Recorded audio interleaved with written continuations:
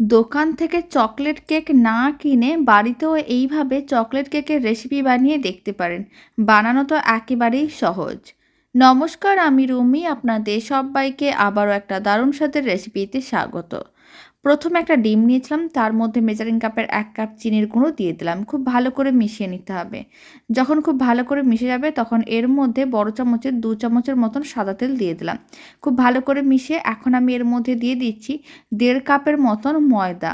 আর আমি দিয়ে দিলাম 4 চামচের 1 চামচ বেকিং পাউডার, তার হাফ বেকিং সোডা। এবার আমি এর মধ্যে দিয়ে দিচ্ছি কোকো পাউডার। প্রায় 3 চামচের মতন কোকো পাউডার দিয়ে দিলাম। 3 চামচে দিয়ে দিচ্ছি গুঁড়ো দুধ। সমস্ত কিছু ভালো করে একসঙ্গে মিশিয়ে নিতে হবে। তারপর অল্প অল্প জল দিয়ে একটা মিডিয়াম ঘনত্বের ব্যাটার রেডি করতে হবে। ব্যাটারটা খুব বেশি পাতলা বা ঘন করে বানানো যাবে না, ঠিক এরকমই ব্যাটারটা রেডি করতে হবে। এদিকে একটা স্টিলের পাত্র নিয়েছি, অল্প একটু তেল ব্রাশ করে একটা বাটার পেপার দিয়ে আবারও অল্প একটু তেল ব্রাশ করে নিলাম। তারপর পুরো মিশ্রণটাই দিয়ে দিতে হবে। আর ভালো করে একটু ট্যাপ করে নিতে হবে। ওপর থেকে কয়েকটা চকো চিপস দিয়ে দিতে হবে। এতে দেখতে বেশ ভালো লাগবে। কড়াইকে আগে থেকে গরম করে রেখেছিলাম। কড়াইয়ের মাঝখানে একটা স্ট্যান্ড রেখে কেকের পাত্রটি দিয়ে ঢাকনা বন্ধ করে দিতে হবে। একটা ছোট্ট ছিদ্রকে ছোট্ট কাগজের টুকরো দিয়ে বন্ধ করে 45 মিনিট লো ফ্লেমে রান্না করতে হবে। তাহলেই রেডি হয়ে যাবে দারুণ স্বাদের নরম তুলতুলে স্পঞ্জি চকলেট কেক।